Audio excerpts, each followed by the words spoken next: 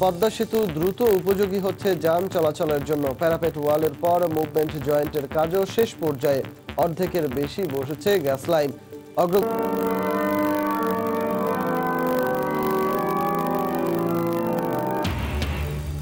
বড়দিন উৎসবে দেশে দেশে বর্ণিল সাজ, গির্জায় প্রার্থনা। ওমিক্রন ঝুঁকিতে ইতালিতে ঘরেই উদযাপনের নির্দেশ।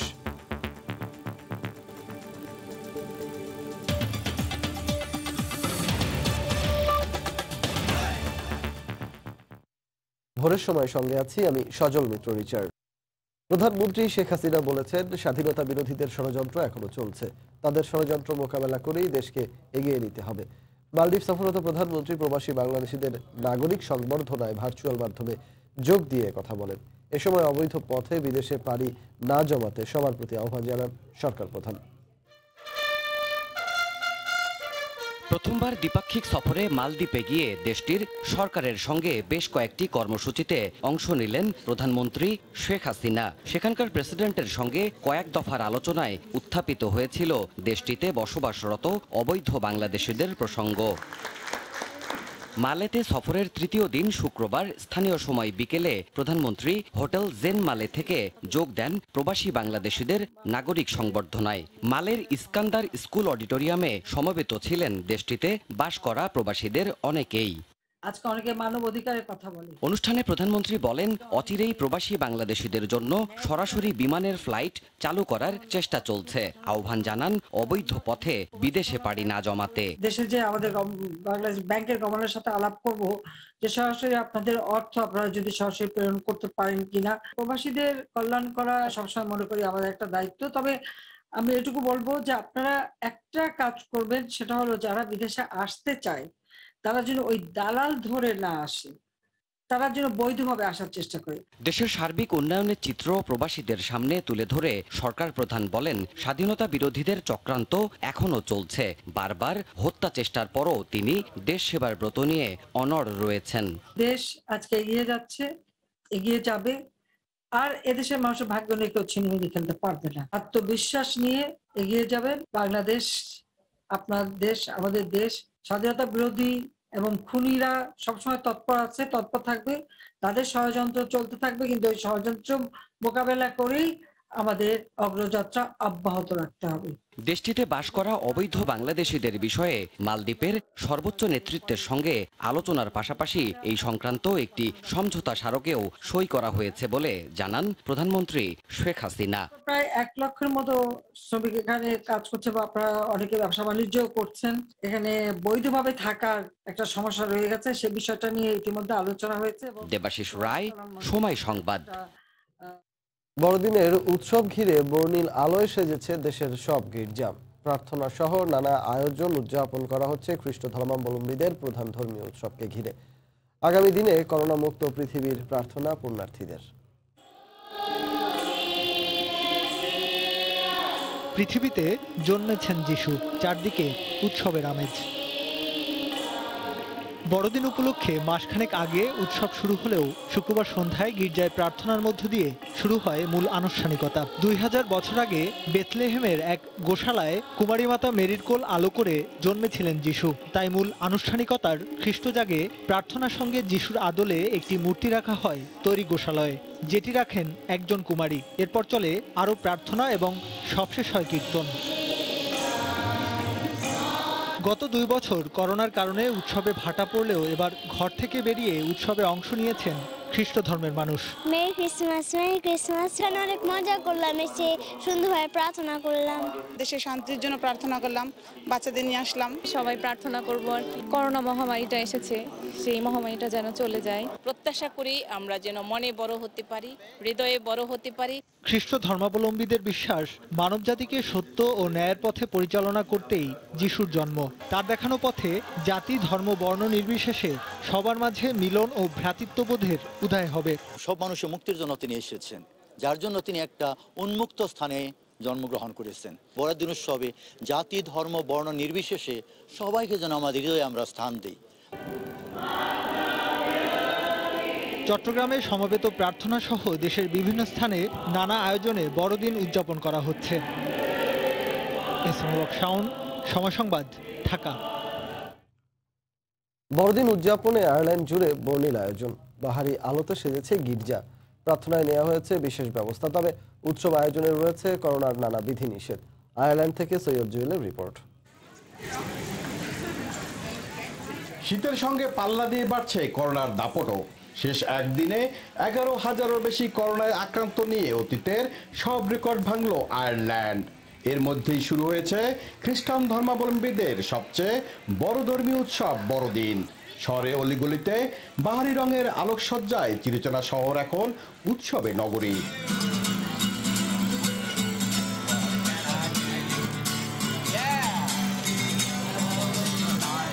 লাল নীল সোনালী আলোর আলপনায় করোনার হানা বুলে উৎসবে বিভোর সব বয়সী মানুষ। এই খুশি ছড়িয়ে পড়ুক সব মানুষের মাঝে, এমনটাই প্রত্যাশা তাদের। Merry Christmas and a Happy New Year! Happy Christmas to everybody all over the world, and I wish you all peace and absolute freedom everywhere that you are, from here in Galway in the west of Ireland. Nóla chuma agus suibna siiri do gachtainna an down. এদিকে corona রোধে আগামী বছর আরো কঠোর বিধিনিষেধ আরোপের কথা ভাবছে আয়ারল্যান্ড সরকার। তোমার শত্রুর সাথে তুমি প্রেম করিও, তোমাকে যারা অভিশাপ দেয় তাদের জন্য আশীর্বাদ করো, আর যারা তোমাকে নিন্দা করে তাদের জন্য প্রার্থনা করো। তোমার চক্ষুই তোমার শরীরের প্রদীপ। তোমার চক্ষু যত সরল হবে, তোমার পুরো শরীরই তত দীপ্তিময় হবে। যীশু খ্রিস্টের এই মহান বার্তা ছড়িয়ে পড়ুক পুরো বিশ্বে। আয়ারল্যান্ড থেকে সৈয়দ জুয়েল, সময় সংবাদ। ইতালিতে করোনার দাপটে ভাটা পড়েছে বড়দিনের উৎসবে। এই অবস্থায় ঘরেই উদযাপন করতে হচ্ছে উৎসব। একদিনে প্রায় 45,000 নতুন করে করোনায় আক্রান্ত হয়েছেন। এই অবস্থায় 31 জানুয়ারি পর্যন্ত নৈশ ক্লাব বন্ধ সহ পার্কে জনসমাবেশ নিষিদ্ধ করেছে সরকার। রোম থেকে জুমানা মাহমুদের রিপোর্ট। ইতালিতে বড়দিন উদযাপনে করোনার হানা। এবার বড়দিনের উৎসব হবে ঘরে ঘরে অনেকটাই সাদামাটা ভাবে। রাজধানী রোমের আন্তর্জাতিক ট্রেন স্টেশন সহ বহু দর্শনীয় স্থানে এবার আলোকসজ্জাও হয়নি। করোনার বিধিনিষেধের কারণে বাংলাদেশি ব্যবসায়ীরাও ক্ষতির মুখে পড়েছেন। আজকেও 50,000-এর মতো আক্রান্ত হয়েছে। আমরা সকলেই চিন্তিত। আমরা বড়দিন কেউই মনে করেন মনের মতো করে করতে পারবে না, কিন্তু এই বছর অন্য বছরের তুলনায় অনেকটাই কম, যা 80% কম বললেও চলে। হয়তো আগামীতে যেভাবে করোনার হার বাড়তেছে বা যে পরিস্থিতি বা শুনতেছি আমাদের রোমা নাকি জানলো মানে হলো অরেঞ্জ কালার, তার মানে হয়তো বন্ধের পরিস্থিতি হতে পারে। বিদেশিরাও করোনা সংক্রমণ বেড়ে যাওয়ার কারণে বাইরের সব কর্মসূচি বাতিল করেছে। ঘরেই তারা এবার বড়দিন উদযাপন করবে বলে জানান। পরিবারের সাথেই বড়দিন উদযাপন করব বাসা থেকে। প্রতিদিনই যেন লড়াই করে যাচ্ছি, তবে প্রভুকে অশেষ ধন্যবাদ জানাই, তিনি আমাদের সুস্থ রেখেছেন। ওমিক্রনের পাশাপাশি করোনা সংক্রমণের ঊর্ধ্বগতিতে শঙ্কিত ইতালি সরকার। নতুন অধ্যাদেশে বাইরে মাস্ক পরা বাধ্যতামূলক করা হয়েছে। এছাড়া বার, রেস্টুরেন্টের ভেতরে বসে খাওয়ার জন্য 2 ডোজ ভ্যাকসিন সার্টিফিকেট বা সুপার গ্রিন পাস সাথে রাখতে নির্দেশ দেওয়া হয়েছে। শুধুমাত্র আক্রান্তের সংখ্যা 50,000-এর বেশি হলে জানুয়ারি থেকে আবারও স্কুল বন্ধ করা হতে পারে বলে আগেই জানিয়েছে স্বাস্থ্য মন্ত্রণালয়। ফারহাদ চৌধুরী, সময় সংবাদ।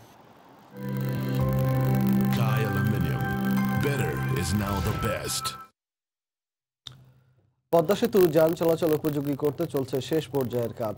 সেতুর প্যারাপেট ওয়াল ডিভাইডার শেষ হওয়ার পর মুভমেন্ট জয়েন্টের কাজও সম্পন্ন হওয়ার পথে, আর গ্যাস লাইনের কাজও অর্ধেকের বেশি স্থাপন হয়ে গেছে। নাসির উদ্দিন উজ্জ্বলের রিপোর্ট, আর ছবি তুলেছেন আবু সাইদ। পুরো দৃশ্যমান স্বপ্নের পদ্মা সেতু এখন ক্রমেই যান চলাচল উপযোগী হয়ে উঠছে। চলছে এখন শেষ পর্যায়ের কাজ। সেতুর প্যারাপেট ওয়াল ও ডিভাইডার কাজ শেষ হওয়ার পর মুভমেন্ট জয়েন্টের কাজও সম্পন্ন হওয়ার পথে, আর গ্যাস লাইনও অর্ধেকের বেশি স্থাপন হয়ে গেছে। নিচতলায় রেলওয়ে স্ল্যাবের উপরের কংক্রিটিংও সম্পন্ন।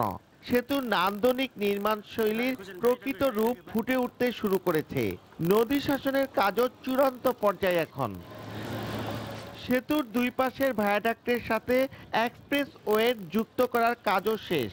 আগেই বসানো হয়ে গেছে টোল প্লাজা। মুভমেন্ট জয়েন্টের কাজ শেষ হলেই সেতুর কার্পেটিং কাজে গতি পাবে। মূল সেতুর অগ্রগতি 95% বেশি বলে জানালেন সেতুর প্রকল্প পরিচালক। আমাদের সার্বিক যদি প্রকল্পের অগ্রগতি বলি সেটা 89%, আর সেতুর অগ্রগতি 95.25%, আর নদী শাসনের অগ্রগতি হলো আপনার 86.5%। বাংলাদেশের সক্ষমতার স্মারক এই সেতু আগামী 30 জুন খুলে দেওয়ার ঘোষণা দিয়েছে সরকার। নাসির উদ্দিন উজ্জ্বল, সময় সংবাদ, মুন্সিগঞ্জ। মানিকগঞ্জের তরা মৎস্য আড়ত থেকে সেখানকার মাছ কেনাবেচার সবশেষ খবরাখবর জানাতে আমাদের সঙ্গে যুক্ত হয়েছিলেন সহকর্মী ইউসুফ আলী। সিরাজগঞ্জে যমুনা নদীর তীরে 400 একর জমির উপর তৈরি হচ্ছে বাংলাদেশ ক্ষুদ্র ও কুটির শিল্প কর্পোরেশন বিসিক এর শিল্প পার্ক। চলছে সীমানা প্রাচীর, প্রশাসনিক ভবন সহ অন্যান্য স্থাপনা নির্মাণের কাজ। গড়ে উঠবে 500-র বেশি ছোট বড় শিল্প প্রতিষ্ঠান। এতে অনেক মানুষের কর্মসংস্থানের পাশাপাশি উত্তরাঞ্চলের ব্যবসা বাণিজ্য আরও এগিয়ে যাবে বলে মনে করেন ব্যবসায়ীরা। রিঙ্কু কুন্ডুর রিপোর্ট আর ছবি তুলেছেন অমৃত সেন। বঙ্গবন্ধু সেতুর পশ্চিম পারে সিরাজগঞ্জের যমুনা নদীর তীরে 400 একর জায়গা জুড়ে স্থাপন করা হচ্ছে বাংলাদেশ ক্ষুদ্র ও কুটির শিল্প কর্পোরেশনের বিসিক শিল্প পার্ক। ইতিমধ্যে শিল্প পার্কের মাটি ভরাট শেষে সীমানা প্রাচীর, প্রশাসনিক ভবন সহ অন্যান্য স্থাপনা নির্মাণের কাজ চলছে। পার্কটিতে 487টি প্লটে গড়ে উঠবে 570টি ছোট বড় শিল্প প্রতিষ্ঠান। ফলে এখানে বিপুল সংখ্যক মানুষের কর্মসংস্থানের সুযোগ সৃষ্টি হবে। সড়ক, রেল ও নৌপথের সরাসরি যোগাযোগ থাকায় শিল্প প্রতিষ্ঠানের জন্য কাঁচামাল আনা ও উৎপাদিত পণ্য পরিবহনে বাড়তি সুবিধা পাবেন বিনিয়োগকারীরা। সেই সাথে বিসিক শিল্প পার্কটি চালুর পর কৃষি প্রধান এই অঞ্চলে কৃষি উন্নয়নের পাশাপাশি অর্থনৈতিক উন্নয়নের স্বপ্ন দেখছেন ব্যবসায়ী নেতারা। এখানে শিল্প পার্ক একটা কর্মযোগ্য প্রতিষ্ঠান হিসেবে আমরা প্রতিষ্ঠিত করব। আমি এটা মনে করি ব্যবসায়ীদের জন্য একটা নতুন মাইল ফলক হিসেবে এখানে উদ্বোধিত হবে। নির্ধারিত সময়ের মধ্যে প্রকল্পের কাজ শেষ হবে বলে জানান প্রকল্প পরিচালক। এখানে আমাদের অনেকগুলো কাজ চলছে এবং এটা আগামী জুন সমাপ্ত প্রকল্প। আমরা ইনশাআল্লাহ এই জুনের মধ্যেই শেষ করে দেব। সম্প্রতি নির্মাণাধীন বিসিক শিল্প পার্ক পরিদর্শনে এসে কাজের অগ্রগতিতে সন্তোষ প্রকাশ করেন শিল্প সচিব। এখানে আল্লাহর রহমতে এখানে সন্তোষজনক। আমরা যেটুকু ভিজিট করলাম তাতে দেখেছি যে এখানে কাজের অগ্রগতি খুব ভালো। সিরাজগঞ্জে নির্মাণাধীন শিল্প পার্ক প্রকল্পে ব্যয় ধরা হয়েছে 719 কোটি টাকা। আর প্রকল্পটির কাজ 2022 সালের জুন মাসের মধ্যে শেষ হবে বলে আশা কর্তৃপক্ষের। রিঙ্কু কুন্ডু, সময় সংবাদ, সিরাজ। সহকর্মী বিটু বড়ুয়া। নানা আয়োজন আর সমবেত প্রার্থনার মধ্য দিয়ে জার্মানিতেও উদযাপন করা হচ্ছে খ্রিস্টান সম্প্রদায়ের সবচেয়ে বড় ধর্মীয় উৎসব শুভ বড়দিন। শনিবার বিকেল থেকেই রাজধানী বার্লিন সহ বিভিন্ন অঙ্গরাজ্যের গির্জায় চলে বিশেষ প্রার্থনা। ক্যাথলিক, অর্থোডক্স কিংবা প্রোটেস্ট্যান্টের প্রভু যিশুর অনুসারীরা প্রার্থনা সভায় বিশ্ববাসীর সুখ ও সমৃদ্ধি কামনা করেন। প্রার্থনায় বার্লিনের বেডিংয়ের স্টেফানাউস গির্জার প্রধান বলেন, যীশু খ্রিস্টের জন্ম হয়েছিল বিশ্ব শান্তির বার্তা নিয়ে। তাই বড়দিনে চাওয়া শান্তি ও ভালোবাসার পৃথিবী, যাতে থাকবে না কোনো ভেদাভেদ। আমরা করোনার মধ্যেও বিশেষ নিয়মে বড়দিন উদযাপন করছি। গতবারের মতো আমরা এবারও সৃষ্টিকর্তার কাছে বড়দিনের বিশেষ এই দিনটিতে প্রার্থনা করেছি, যাতে বিশ্ব মহামারী মুক্ত হয়, যুদ্ধের বদলে শান্তি প্রতিষ্ঠিত হয় আর সকল মানুষের কল্যাণ হয়। আমি বাংলাদেশ সহ বিশ্বের সবাইকে প্রভু যিশুর মঙ্গলবার্তা পৌঁছে দিচ্ছি। সমবেত প্রার্থনা সঙ্গীতের মাধ্যমে প্রভু যিশুর জন্মদিন পালন আর পরিবারের সবাইকে নিয়ে উৎসবের মুহূর্তগুলো ভাগ করতে পেরে খুশি স্থানীয়রাও। আজ পবিত্র বিশেষ এই দিনে আমি এবং আমার পরিবার সবাই মিলে বিশ্বের অবহেলিত আর যুদ্ধ বিধ্বস্ত মানুষের জন্য প্রভুর কাছে প্রার্থনা করেছি। বিশ্বে যে যেখানে আছে সকলেই যেন সুখে নিরাপদে থাকেন। এদিকে বড়দিন উপলক্ষে বিশেষ এক বার্তায় দেশটির রাষ্ট্রপতি ফ্রাঙ্ক ভাল্টার স্টাইনমায়ার ও চ্যান্সেলর ওলাফ শলস নাগরিকদের করোনার নিয়ম নীতি মেনে নিরাপদ বড়দিন উদযাপনের আহ্বান জানিয়েছেন। করোনা মহামারী, দুর্যোগ, খরা আর সকল দুঃখকে পেছনে ফেলে পৃথিবী হবে আবারও শান্ত, সুখের, এমন প্রত্যাশা বড়দিনের প্রার্থনায় যোগ দেয়া সকল উপাসকের। জার্মানি থেকে সবাইকে বড়দিনের শুভেচ্ছা জানিয়ে বিটু বড়ুয়া, সময় সংবাদ। ওমিক্রন ঝুঁকি আর নানা বিধিনিষেধের মধ্যেই এবারের বড়দিন উদযাপন করছে ইউরোপীয়রা। এবার গির্জাগুলোতে প্রার্থনার সুযোগ পাচ্ছেন অধিকাংশ নাগরিক। লিসবন থেকে তারিকুল হাসান আশিকের রিপোর্ট। আলোকসজ্জা থেকে শুরু করে মূল্য ছাড় বড়দিনকে জমজমাট করতে প্রস্তুতির 16 আনাই ছিল ইউরোপীয়দের। কিন্তু গত 2 সপ্তাহে অমিক্রনে ফের টালমাটাল ইউরোপ। এরই মধ্যে বড়দিনের আনুষ্ঠানিকতা শুরু হলেও এবারও উৎসবমুখর পরিবেশে প্রার্থনা বা উদযাপনের সুযোগ পাচ্ছেন না ইউরোপীয়রা। সংক্রমণ ঠেকাতে 26 ডিসেম্বর থেকে 9 জানুয়ারি পর্যন্ত ক্লাব ও বার বন্ধ রাখছে পর্তুগাল। থাকছে নানা বিধিনিষেধও।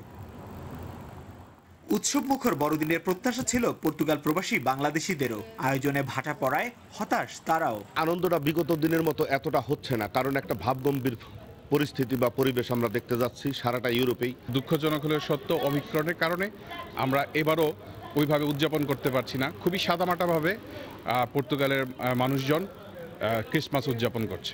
জনসমাগম এড়াতে দোকানে দোকানে চলা মূল্য ছাড়ও নিষিদ্ধ করেছে পর্তুগাল সরকার। বাড়ানো হয়েছে বিনামূল্যে করোনা টেস্ট সেন্টারও। সংক্রমণ ঠেকাতে বড়দিন উদযাপনে সবাইকে বাড়তি সতর্ক থাকার আহ্বান জানিয়েছেন দেশটির প্রধানমন্ত্রী অ্যান্তনিও কস্তা। তারিকুল হাসান আশিক, সময় সংবাদ, লিসবন।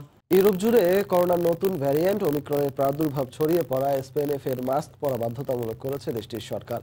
24 ডিসেম্বর রাত থেকে এই নতুন বিধিনিষেধ কার্যকর করা হয়েছে। এখন থেকে বিধিনিষেধ অমান্যকারীদের গুনতে হবে জরিমানা। করোনা পরিস্থিতি নিয়ে স্পেন থেকে সাইফুল আমিনের রিপোর্ট। ইউরোপের অন্যান্য দেশের মতো স্পেনেও করোনার প্রকোপে নানা ধরনের সতর্কতামূলক ব্যবস্থা নেওয়া হয়েছে।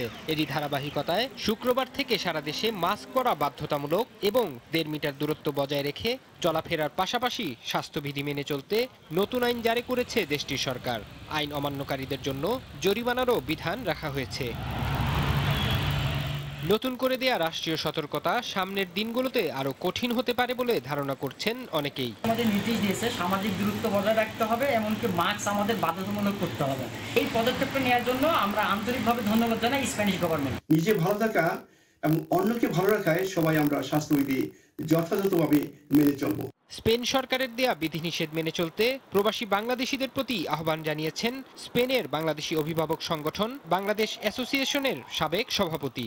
স্পেনের বর্তমান সরকার অনেক বিধিনিষেধ দিয়েছেন, তার মধ্যে উল্লেখযোগ্য হচ্ছে আপনারা অবশ্যই যেখানেই থাকেন বাহিরে কিংবা ভিতরে সব জায়গায় আপনাদের মাস্ক বাধ্যতামূলক করা হয়েছে। তাই আমি বাংলাদেশি কমিউনিটির আমার প্রত্যেক ভাই বোনদের প্রতি অনুরোধ থাকবে, আপনারা সবাই এদেশের বর্তমান সরকারের স্বাস্থ্যবিধি মেনে চলবেন। স্পেনে 24 ঘন্টায় সর্বমোট করোনা আক্রান্তের সংখ্যা ছিল প্রায় 8,000। এ সময় হাসপাতালের আইসিইউতে ভর্তি হয়েছেন 1,500-এর বেশি। সময় সংবাদ, স্পেন। ইতালির রাজধানী রোমে জাতিসংঘের কৃষি ও খাদ্য সংস্থার সদর দপ্তরে বঙ্গবন্ধু শেখ মুজিব বাংলাদেশের রোম স্থাপনের সমঝোতা স্মারক সই হয়েছে। এমন এক ইতিহাস সৃষ্টিতে অনন্য ভূমিকা পালন করেছে জাতিসংঘের কৃষি ও খাদ্য মহাসচিব, রোম, বাংলাদেশ দূতাবাস ও বাংলাদেশ পররাষ্ট্র মন্ত্রণালয়। ইতালি থেকে মাকসুদ রহমানের তথ্য, ছবিতে রিপোর্ট। হাজার বছরের শ্রেষ্ঠ বাঙালি জাতির জনক বঙ্গবন্ধু শেখ মুজিবুর রহমানের জন্মশতবার্ষিকী উদযাপনের অংশ হিসেবে এবার ইতালির রাজধানী রোমের জাতিসংঘের খাদ্য ও কৃষি সংস্থার সদর দফতরে শেখ মুজিব বাংলাদেশ রোম স্থাপনের জন্য একটি সমঝোতা স্মারক স্বাক্ষর হয়েছে। সমঝোতা স্মারকটি স্বাক্ষর করেন বিশ্ব খাদ্য ও কৃষি সংস্থার মহাপরিচালক এবং রোম বাংলাদেশ দূতাবাসের রাষ্ট্রদূত শামীম আহসান।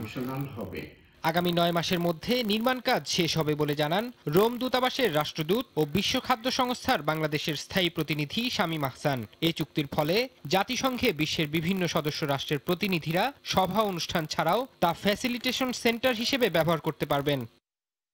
আয়োজিত অনুষ্ঠানে টেলিকনফারেন্সের মাধ্যমে ভার্চুয়ালি যুক্ত ছিলেন বাংলাদেশের পররাষ্ট্র প্রতিমন্ত্রী মোহাম্মদ শাহরিয়ার আলম। সেই সঙ্গে চীন, থাইল্যান্ড, ইন্দোনেশিয়া, মালয়েশিয়া, ফিলিপিন্স ও ভারতের জাতিসংঘ খাদ্য ও কৃষি সংস্থার প্রতিনিধিরা ভার্চুয়ালি স্বাক্ষর অনুষ্ঠানে যুক্ত ছিলেন। এছাড়াও যুক্ত ছিলেন বাংলাদেশের পররাষ্ট্র মন্ত্রণালয় ও রোম বাংলাদেশ দূতাবাসের কর্মকর্তারা। খেলার খবর। সব জল্পনা কল্পনা শেষে বিসিবির ক্রিকেট অপারেশনসের দায়িত্ব পেলেন সাবেক ক্রিকেটার এবং অভিজ্ঞ ক্রিকেট সংগঠক জালাল ইউনুস। 4 ঘন্টার দীর্ঘ বৈঠক শেষে এ তথ্য জানিয়েছেন বিসিবির প্রেসিডেন্ট নাজমুল হাসান পাপন। আর সাবেক ক্রিকেট অপারেশনস চেয়ারম্যান আকরাম খানকে দেওয়া হয়েছে বিসিবির ফ্যাসিলিটিস কমিটির দায়িত্ব। পরিবর্তন এসেছে আরও বেশ কয়েকটি কমিটিতে, তবে গেম ডেভেলপমেন্ট এবং হাই পারফরমেন্স ইউনিটে আসেনি কোনো পরিবর্তন। এছাড়া বৈঠকে চূড়ান্ত হয়েছে টাইগারদের নতুন ব্যাটিং পরামর্শকের নাম। আসছেন সাবেক হেড কোচ জেবি সিডালস। শুক্রবার ছুটির দিন, তারপরও ব্যস্ত ক্রিকেট বোর্ড কার্যালয়। নির্বাচনের 2 মাস পর বোর্ডের পরিচালনা পর্ষদে আসছে রদবদল। গুরুত্বপূর্ণ সভায় যোগ দিতে একে একে ক্রিকেট বোর্ডে আসেন পরিচালকরা। তবে নতুন পরিচালনা পরিষদের দ্বিতীয় মিটিংয়ের নির্ধারিত সময়ের মিনিট খানেক আগে বিসিবিতে আসেন প্রেসিডেন্ট নাজমুল হাসান পাপন। শুরু হয় আনুষ্ঠানিকতা। এরপর 4 ঘন্টার অপেক্ষা। দিনের আলো নিভে গিয়ে রাতের আধার নামে ক্রিকেট বোর্ডে, যদিও সে আধার গ্রাস করতে পারেনি ক্রিকেট অপসকে। বৈঠক শেষে সংবাদ সম্মেলনে প্রেসিডেন্ট ঘোষণা করেন নতুন চেয়ারম্যানের নাম, আর সঙ্গে জানিয়ে দেন আগের চেয়ারম্যান থাকছেন কোন কমিটিতে। জালাল ভাই, ওনাকে আমরা ক্রিকেট অপারেশনসের দায়িত্ব দিয়েছি, ওনার সাথে ভাইস চেয়ারম্যান হিসেবে কাজ করবেন খালেদ মাহমুদ সুজন। ফ্যাসিলিটিস ম্যানেজমেন্ট, এই যে এত ডেভেলপমেন্ট করা হবে নেশন ওয়াইড, জায়গা কেনা হবে, ইমপ্রুভমেন্ট করা হবে, এটা চেয়ারম্যান এর দায়িত্ব দেওয়া হয়েছে আকরাম খান। ফিজিক্যালি চ্যালেঞ্জড ক্রিকেটের স্ট্রাকচারটা সারা দেশে আমরা এবার এটাকে একটু গুরুত্ব দিতে চাই, সো এটারও চেয়ারম্যান সে। ক্রিকেট অপসের পরপরই সবচেয়ে বেশি আগ্রহের জায়গায় ছিল গেম ডেভেলপমেন্ট এবং হাই পারফরমেন্স ইউনিট। যদিও ক্রিকেটের পাইপলাইন খ্যাত জায়গা দুটোতে পরিবর্তন করেননি বিসিবি বস। তবে সমালোচিত আম্পায়ার্স কমিটি পেয়েছে নতুন চেয়ারম্যান। সিসিডিএম এবং মিডিয়াতেও লেগেছে পরিবর্তনের হাওয়া। Media and communications Tanvir Ahmed Tito, game development Sujan ছিল, সুজনই থাকছে চেয়ারম্যান, সাথে Fahim Sinha. High performance Naimur Rahman Durjoy. Tournament কমিটিতে একটা নতুন চেঞ্জ এসছে, আহমেদ সাজ্জাদুল ববি। আম্পায়ার্স কমিটি এটাকে নতুন করে ঢেলে সাজানো হয়েছে। এখানে আমাদের নতুন এবার ইলেক্টেড হয়েছে ইফতেখার রহমান মিঠু। সিসিডিএম আর একটা ভেরি ইম্পর্টেন্ট, এটাকে দেওয়া হয়েছে সালাউদ্দিন, নতুন এবার এসছেন। কার্যনির্বাহী কমিটির চেয়ারম্যানের নিয়োগের পাশাপাশি এই বৈঠকের এজেন্ডায় ছিল টাইগারদের নতুন ব্যাটিং কোচ নিয়োগের বিষয়টাও। এসেছে সিদ্ধান্ত, আসছেন পুরানো কোচ নতুন দায়িত্ব নিয়ে, থাকবেন 2 বছর। জেমি সিডেন্স কে আমরা ব্যাটিং কনসালটেন্ট হিসাবে বিসিবি নিয়োগ দিচ্ছে। কোথায় করবে, কি করবে সেটা এখনো ফাইনাল করা হয়নি, এবং আমরা আশা করছি ফেব্রুয়ারিতেই হয়তোবা সবকিছু ঠিক থাকলে সে আমাদের এখানে ব্যাটিং কনসালটেন্ট হিসেবে জয়েন করবে। নির্বাচক কমিটির দায়িত্বের মেয়াদ শেষ প্রান্তে চলে এলেও এখনই তাদের বিষয়ে কোনো সিদ্ধান্ত নেয়নি ক্রিকেট বোর্ড। আরও কিছুদিন তাদের সময় দেওয়ার পক্ষে বিসিবি প্রেসিডেন্ট। নিয়ন মোহাইমিন, সময় সংবাদ, ঢাকা। বাংলাদেশের ক্রিকেট চলমান অস্থিরতা বন্ধ করে একে সঠিক পথে ফিরিয়ে আনাই হবে ক্রিকেট অপারেশনসের প্রধান লক্ষ্য। নতুন দায়িত্ব নিয়ে এই চ্যালেঞ্জের কথা জানালেন জালাল ইউনুস। জাতীয় দলের ড্রেসিং রুমে যে অস্বস্তি সৃষ্টি হয়েছে দীর্ঘদিন ধরে, এটাকে যে কোনো মূল্যে ঠিক করতে চান নতুন চেয়ারম্যান। আকরাম খানের সঙ্গে আলাপ করে তার রেখে যাওয়া কাজগুলো শেষ করতে চান বলে জানিয়েছেন তিনি। আকরাম খানের সাথে আমি আগে কথা বলেছি, আকরামকে আমিও রিকোয়েস্ট করেছেন গতকালকে যে তুমি থাকো। আমার সঙ্গে অনেকক্ষণ কথা হয়েছে, কিন্তু সেই দায়িত্বে থাকতে চাচ্ছে না। বাইরে যতই আলোচনা হোক, ক্রিকেট বোর্ডে আকরাম খানের সহকর্মীরা চেয়েছিলেন তিনিই থাকুন ক্রিকেট অপারেশনসে, কিন্তু আকরাম ছিলেন অবিচল। তাই তো নতুন চেয়ারম্যানের দেখা পেল বিসিবির ক্রিকেট অপস কমিটি। ক্রিকেট বোর্ডে প্রেসিডেন্টের পর সবচেয়ে বড় এবং গুরুত্বপূর্ণ পদ বলে বিবেচনা করা হয় ক্রিকেট পরিচালনা বিভাগকে। জায়গাটায় 2 টার্মে প্রায় 8 বছর ছিলেন সাবেক অধিনায়ক আকরাম খান। আলোচনা সমালোচনা থাকলেও বড় দাগে তাকে ব্যর্থ বলা প্রায় অসম্ভব। কিন্তু বেশ কিছুদিন ধরেই জাতীয় দলে চলা অস্থিরতা দূর করতে না পারার কারণেই অনেকটা অবধারিত ছিল আকরাম খানের সরে যাওয়া। নতুন চেয়ারম্যানও তাই দায়িত্ব নেওয়ার পরপরই জানালেন সেই অস্থিরতা দূর করাই হবে তার প্রধান লক্ষ্য। টেকনিক্যালি আমার কোনো সমস্যা হবে না, but there are lot of things যেগুলো এখন একটা ক্রাইসিস পিরিয়ডও চলছে ক্রিকেটের মধ্যে। আপনারা সবাই জানেন যে ক্রাইসিসগুলো আছে, যেগুলো এখন প্রপারলি অ্যাড্রেস করার কথা ক্রিকেটের উন্নতির জন্য, ক্রিকেটকে রাইট ট্র্যাকে নিয়ে আসার জন্য যা কিছু করা দরকার ডেফিনেটলি আমি চেষ্টা করব। জাতীয় দলের পাশাপাশি এ দল এবং ছায়া জাতীয় দল নিয়েও কাজ করতে হয় অপসকে, কিন্তু আগের টার্মে এগুলো ছিল উপেক্ষিত। নতুন চেয়ারম্যান আশা দেখালেন কাজ হবে সেখানেও। এই দলের এই সিরিজ বলেন বা বাইরে যাওয়া ট্যুর বলেন বা নিয়ে আসার এই যে অ্যাক্টিভিটিসগুলো আসলে প্যান্ডেমিক কারণে কিন্তু কিছুটা পিছিয়ে গেছে। আমরা অনেকবার চেষ্টা করেছি। আকরাম খান কিন্তু উনি যতদিন ক্রিকেট অপারেশন ছিলেন, he has done excellent job. High পারফরমেন্সের যারা থাকবে এই টিম, অথবা তার নামে যদি অন্য কোনো টিম যদি কোনো বাইরে আসে বা অ্যাক্টিভিটিস থাকে, তাদের মোস্ট ওয়েলকাম। নিয়ন মোহাইমিন, সময় সংবাদ, ঢাকা। লর্ডস গেবা এমসিজি নির্মাণ করেছে যারা, সেই প্রতিষ্ঠান আগ্রহী শেখ হাসিনা ক্রিকেট স্টেডিয়াম নির্মাণ করতে। ইতিমধ্যে 26টি নামি দামি কোম্পানি নিজেদের আগ্রহের কথা জানিয়েছে বিসিবিকে। সেখান থেকে সেরা 5 প্রতিষ্ঠান বাছাই করতে চায় দেশের ক্রিকেটের নিয়ন্ত্রক সংস্থা। এদিকে এবার শুধু ঢাকায় নয়, বিসিবি মাঠ কিনতে চায় ঢাকার বাইরেও। আছে নারী ক্রিকেট নিয়েও আলাদা পরিকল্পনা। হবে হবে বলে রব উঠেছে গেল কয়েক বছর জুড়েই, কিন্তু বড় প্রশ্ন কবে কবে স্বপ্নের শেখ হাসিনা স্টেডিয়াম ধরা দিবে বাস্তবে। বাস্তবতা কি বলে? এর আগেও অনেকবারই প্রত্যাশার ফানুস উড়িয়েছিল বিসিবি, তবে এখনো তারা চূড়ান্তই করতে পারেনি পরামর্শক প্রতিষ্ঠান। শেষমেশ পাওয়া গেল আপডেট, আগামী বছরের শুরুতেই তা নাকি হবে ঠিকঠাক। আলাদাভাবে নিয়োগ দেওয়া হবে কনস্ট্রাকশন আর কনসাল্টেন্ট প্রতিষ্ঠান। বোর্ড সভাপতি ইঙ্গিত দিলেন তেমনটাই, তবে এখানেও আভাস মিলছে দীর্ঘসূত্রিতার। কাজ শুরুর পরেও অন্তত বছর 3 লাগবে স্টেডিয়াম তৈরিতে। এই যে আমরা কনসালটেন্ট নিয়োগ আলাদা হবে, কনস্ট্রাকশনটা আলাদা হবে। সো ভালো ভালো বেশ কিছু কোম্পানি যারা যেগুলো নাকি নাম করা সবাই চিনে, যারা বড় বড় স্টেডিয়ামগুলো ক্রিকেটে করেছে, লর্ডস বলেন যতগুলোই আছে, তারা দে হ্যাভ পার্টিসিপেটেড। এটা একটা গুড নিউজ। না, সেকেন্ড হচ্ছে এই 26টার থেকে আমাদের আগে একটা শর্ট লিস্ট করতে হবে। আবার আমরা সরকারি, যদিও এটা আমরা করছি, সরকারের যতগুলো নিয়ম আছে কমপ্লায়েন্স আমরা সবগুলো ফলো করে করতে চাই।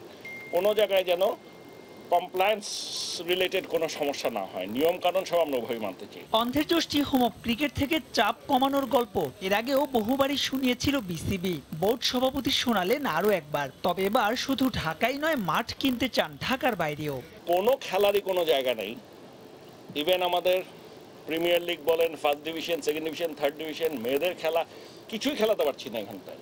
প্লাস সব টুর্নামেন্ট আর সব এই মাঠের উপরে প্রেশার পড়ে, এবং এখানে ইন্টারন্যাশনাল সব ম্যাচগুলো খেলাতে হয়, কাজে এইটা কন্ট্রোল করা অসম্ভব ব্যাপার। So what we have decided, আমরা এখন কিনবো শুধু ঢাকা শহরে না, আমরা আজকে যেটা বলেছি, আমরা ডিভিশন ওয়াইজ, ডিস্ট্রিক্ট ওয়াইজ যেখানেই হোক আমরা যদি জায়গা পাই ওদেরকে জমা দিতে বলেছি।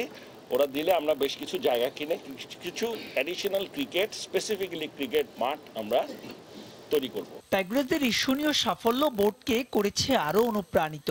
ফলাফল বাড়ছে তাদের বেতন, সঙ্গে আছে ভিন্ন পরিকল্পনাও। কম্পেয়ার যদি করেন আপনি, ছেলেদের চেয়ে এর সাথে কম্পেয়ার করলে অনেক কম, কিন্তু ওদের স্যালারিটা আমরা গত বছর ভালোই ইমপ্রুভ করেছিলাম। ইনক্রিচুয়ালি আমরা 10 থেকে 15% করি, আমার জানা মতে 33%ও ইনক্রিজ করা হচ্ছে। সো আমরা মেয়েদের স্যালারিটাকে রিভাইজ করছি, বিশেষ করে যারা ভালো করে এ ক্যাটাগরি, বি ক্যাটাগরি, এগুলোতেই আমরা বেশি জোর দিয়েছি। সেই সঙ্গে এবার নারীদের বছরব্যাপী মাঠে রাখার পরিকল্পনা বাংলাদেশ ক্রিকেট বোর্ডের। মাহবুব রিমন, সময় সংবাদ, ঢাকা। অনূর্ধ্ব 19 এশিয়া কাপের খবর। বড় জয়ে যুব এশিয়া কাপ মিশন শুরু করলো বাংলাদেশ। সংযুক্ত আরব আমিরাতের শারজায় নেপালকে 154 রানে হারালো ইয়াং টাইগাররা। আগে ব্যাট করে প্রান্তিক নওরোজ নাবিলের অপরাজিত 127 রানের ইনিংসে 4 উইকেটে 297 রানের স্কোর পায় বাংলাদেশ।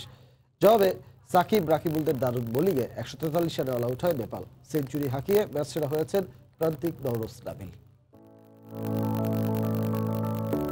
কদিন আগে শারজার ঐতিহাসিক এই স্টেডিয়ামে টি-20 বিশ্বকাপ খেলেছিল বাংলাদেশ জাতীয় দল। অভিজ্ঞতা ছিল না সুখকর। এবার এশিয়া কাপ মিশনে বাংলাদেশ যুব দল। প্রতিপক্ষ নেপালের বিপক্ষে বিশ্বকাপে আগে দুবার সাক্ষাৎ হয়েছিল, এশিয়া কাপে এই প্রথম। বাংলাদেশ দলের 2 ওপেনার মাহফিজুল ও ইফতেখার শুরুটা করেন দেখে শুনে। ভিন্ন কন্ডিশনে মানিয়ে নিতে কিছুটা সময় নিলেও ওপেনিং জুটিটা তারা বড় করতে পারেনি। দলীয় 39 রানে ফিরে যান মাহফিজুল। 67 রানে আরেক ওপেনার ইফতেখার রান আউট হলেও নাবিল খেলতে থাকেন আগ্রাসী মেজাজে। দলের ভরসার নাম আইচ মোল্লা, তবে এদিন ইনিংস বড় করতে পারেননি। তার ব্যাট থেকে আসে 22 রান। চতুর্থ উইকেটে 117 রান যোগ করেন ফাহিম ও নাবিল। অনূর্ধ্ব 19 ক্যারিয়ারে প্রথম সেঞ্চুরি তুলে নেন প্রান্তিক নওরোজ নাবিল। 50 পান ফাহিমও, কিন্তু চোট পেয়ে 58 রানে তিনি মাঠ ছাড়েন। শেষ দিকে মেহরাবের 15 বলে 21 রানের ক্যামিও বাংলাদেশের স্কোরটা 300-র কাছাকাছি নেয়। ক্যারিয়ারে প্রথম সেঞ্চুরি হাঁকানো নাবিল 112 বলে 127 রানের ইনিংস খেলে অপরাজিত থাকেন। ইয়াং টাইগাররা পায় 297 রানের বড় পুঁজি। বাংলাদেশের বোলিং অ্যাটাকের সামনে বড় বড় দলই রীতিমতো সংগ্রাম করে। নেপালও খুব একটা সুবিধা করতে পারেনি। সাকিব রাকিবুলের বোলিং তোপে তাদের রান তারা আরো কঠিন হয়ে যায়। নেপাল স্কোরবোর্ডে 23 রান তুলতেই টপ অর্ডারে 3 উইকেট তুলে নেন এই দুইজন। সেই চাপ অব্যাহত রাখেন নাইমুর মেহরবরা। দলীয় 81 রানে 6 উইকেট হারিয়ে ম্যাচ থেকে ছিটকে যায় নেপাল। শেষ দিকে গুলশান ঝা 35 রান করলেও তা শুধু হারের ব্যবধান কমায়। 143 রানে থামে নেপালের ইনিংস। বাংলাদেশের হয়ে 2টি করে উইকেট নেন 4 বোলার। শনিবার গ্রুপ পর্বে নিজেদের দ্বিতীয় ম্যাচে মাঠে নামবে বাংলাদেশ, বর্তমান বিশ্ব চ্যাম্পিয়নদের প্রতিপক্ষ কুয়েত অনূর্ধ্ব 19 ক্রিকেট দল। সাজিদ মুস্তাহিদ, সময় সংবাদ। এবার যুক্তরাষ্ট্রের বড়দিনের খবর। যুক্তরাষ্ট্র জুড়ে বড়দিন ঘিরে নানা আয়োজন। গির্জায় গির্জায় প্রার্থনায় বড়দিনের আনুষ্ঠানিকতা শুরু হয়েছে। এই মুহূর্তে নিউ ইয়র্কের কুইন অ্যাঞ্জেল চার্চে আছেন সহকর্মী হাসানুজ্জামান সাকি। সরাসরি চলে যাব তার কাছে। সাকি। যুক্তরাষ্ট্রে কিন্তু এখন উৎসবের নগরী। যীশুখ্রিস্টের জন্মদিন, এই বড়দিনকে ঘটা করে পালন করা হচ্ছে, কিন্তু এই উৎসবকেও কিছুটা ম্লান করে দিয়েছে আবারও নতুন করে ওমিক্রন ভাইরাস কিন্তু হানা দিয়েছে যুক্তরাষ্ট্র সহ নিউ ইয়র্ক সহ যুক্তরাষ্ট্রের সমস্ত অঙ্গরাজ্যে। তারপরেও ধর্মীয় উৎসব, যীশুখ্রিস্ট ধর্মাবলম্বীদের, খ্রিস্টান ধর্মাবলম্বীদের সবচেয়ে বড় উৎসব, এই বড়দিনকে ঘিরে এই ধর্মীয় প্রার্থনায় এই চার্চে এসে উপস্থিত হয়েছেন অগণিত বাংলাদেশিরা। আমরা দেখতে পাচ্ছি যে ফাদার মিন্টু রোজারিও এই মুহূর্তে তিনি বক্তব্য রাখছেন, তিনি প্রার্থনা করাচ্ছেন সবার উদ্দেশ্যে। কিছুক্ষণ আগে যে প্রার্থনার যে আনুষ্ঠানিকতা সেটি পালিত হয়েছে, গান বাজনার মধ্য দিয়ে যীশু খ্রিস্টকে স্মরণ করছেন অগণিত ভক্তকুল। তারা গান গাইছেন, তারা এই মুহূর্তে দাঁড়িয়ে প্রার্থনায় লিপ্ত রয়েছেন। যেহেতু করোনা, সবার মুখেই কিন্তু রিচার্ড আপনি দেখতে পাচ্ছেন যে মাস্ক পরিহিত রয়েছেন, অন্যদিকে শিল্পীরা দাঁড়িয়ে রয়েছেন। সব কিছু মিলিয়ে প্রার্থনার মধ্য দিয়েই যীশু খ্রিস্টকে তারা স্মরণ করছেন এবং মোটামুটি এক ধরনের সামাজিক দূরত্ব বজায় রাখা হচ্ছে। এমন একটি সময়ে এই নতুন বছর আসছে, এমন একটি সময়ে এই যীশু খ্রিস্টের জন্মদিন বড়দিনটি পালিত হচ্ছে যখন নতুন করে করোনা আঘাত হেনেছে। প্রতিদিন নিউ ইয়র্কে 20 থেকে 25 হাজার মানুষ আক্রান্ত হচ্ছেন। এখানকার যে আর্জেন্ট কেয়ারগুলো আছে আর স্বাস্থ্য যারা কেন্দ্রগুলো আছে, সেখানে আজকে থেকে 7 দিন কিংবা 10 দিন আগেও যেখানে যে কোনো মুহূর্তে যে কেউ গেলেই যেখানে কোভিড টেস্ট করা যেত, কোভিডের যে টিকা নেওয়া যেত, সেটি কিন্তু এখন নেওয়া সম্ভব হচ্ছে না। প্রতিটি স্বাস্থ্যকেন্দ্রের সামনে এখন শত শত মানুষের ভিড়।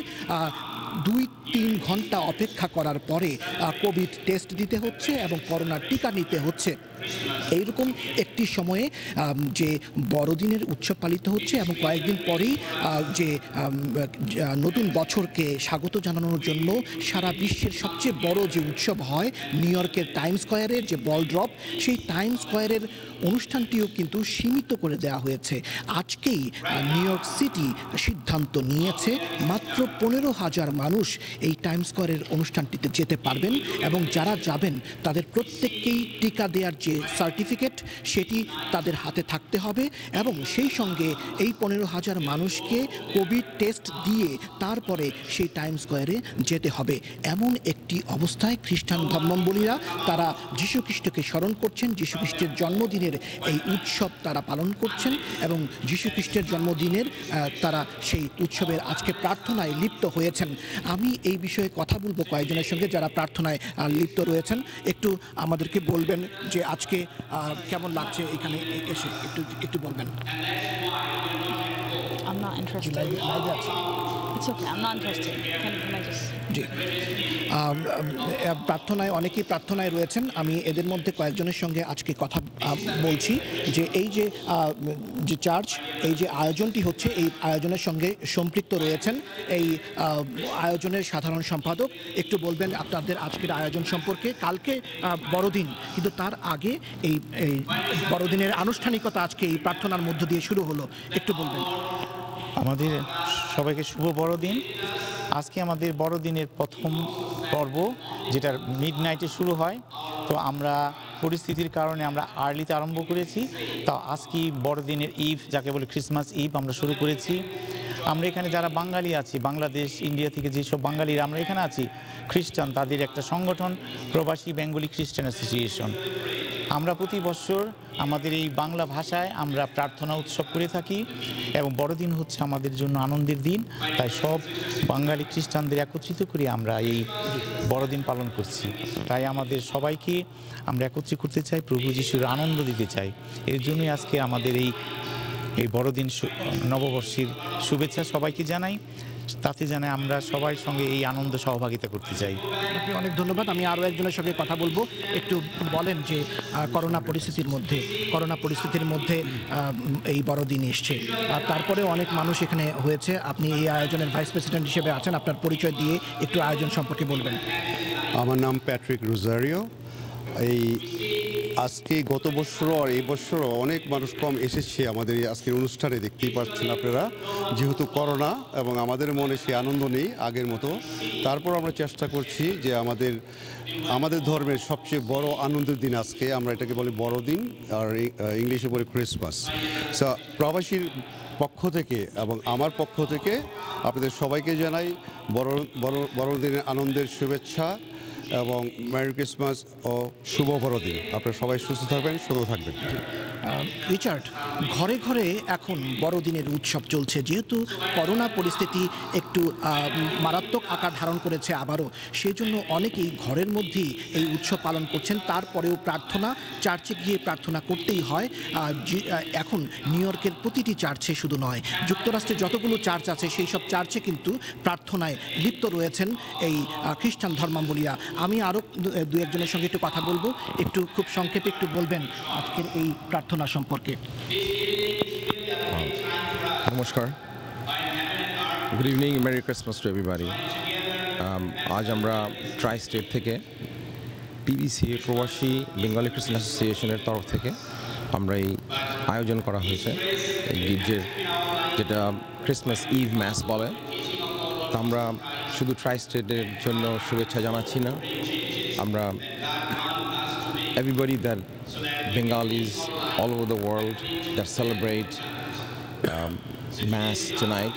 This is a wishes for everyone, not only for Tri-State, from people from Bangladesh all over the world. And I would like to thank Shomai TV for being here with us and giving us time, their precious time, to be with us and proclaim this beautiful event to the rest of the world. এখনও দেখতে পাচ্ছেন যে পরিবার সমেত অনেকেই এখানে এসে উপস্থিত হচ্ছেন, এই প্রার্থনায় উপস্থিত হচ্ছেন। আমি একটু কথা বলতে চাই, আমরা সময় টেলিভিশনের সঙ্গে লাইভে আছি, একটু বলবেন এই আয়োজন সম্পর্কে। এই প্রার্থনায় এসছেন আপনি, এই যে করোনা পরিস্থিতি, তার মধ্যেও যুক্তরাষ্ট্রের বাঙালি খ্রিস্টান ধর্মাবলীরা তারা উৎসবে সামিল হয়েছেন। এটা আমাদের জন্য খুব বড় একটা, আসতে পেরে অনেক ধন্যবাদ। এখানে এসে খুব খুশি হলাম, কারণ সব ফ্যামিলির সাথে মিলতে পারলাম। আপনাকে ধন্যবাদ, আপনারা প্রার্থনায় সামিল হন। আমি দেখতে পাচ্ছি যে ফাদার মিন্টো রোজারিও তিনি এখন কিন্তু বাইবেল থেকে পাঠ করছেন এবং একটু আগেই প্রার্থনা হয়ে গেছে, এবং সব কিছু মিলিয়ে এই প্রার্থনাই সবাই করছেন যেন করোনা পরিস্থিতিতে সবাই ভালো থাকে, সারা বিশ্ব যেন এই মহামারী থেকে কাটিয়ে উঠতে পারে। এই প্রার্থনাই বড়দিনের আজকের বিশেষ প্রার্থনা হিসেবে ধরা দিয়েছে। এই ছিল আমার কাছে বড়দিনের আগের রাতে যীশুখ্রিস্টের জন্মদিন উৎসবকে নিয়ে যে প্রার্থনার আয়োজন করেছেন বাংলাদেশি এবং বাঙালি খ্রিস্টান ধর্মাবলীরা, তার সর্বশেষ। রিচার্ড, আপনাকে ধন্যবাদ। হাসানুজ্জামান সাকি, সময় সংবাদ, নিউ ইয়র্ক। দেশের ফুটবল ফেডারেশন কাপ প্রসঙ্গ। সূচির অসঙ্গতি থাকার কারণ দেখিয়ে ফেডারেশন কাপ খেলতে অস্বীকৃতি জানালেও নানা নাটকীয়তার পর বাফুফে সূচি পুনর্নির্ধারণ করায় অবশেষে আসরে অংশ নিতে সম্মতি জানিয়েছে বসুন্ধরা কিংস। কমলাপুর স্টেডিয়ামে দিনের প্রথম ম্যাচে বিকেল 4টায় কিংসদের প্রতিপক্ষ স্বাধীনতা ক্রীড়া সংঘ। একই মাঠে উত্তর বারিধারার মুখোমুখি হবে আবাহনী। জয় দিয়ে আসর শুরু করতে চায় আকাশী নীল জার্সিধারীরা। কমলাপুর স্টেডিয়ামে ম্যাচটি মাঠে গড়াবে সন্ধ্যা 6:45। ফিকচার পরিবর্তন একটা কারণ, আপনারা জানেন যে একটা পূর্ববর্তীতে যে ড্রাফটের ফিকচার পাঠানো হয়েছিল তার সাথে গ্রুপিং হওয়ার পরে যে ফরম্যাট পুরোপুরি উল্টো।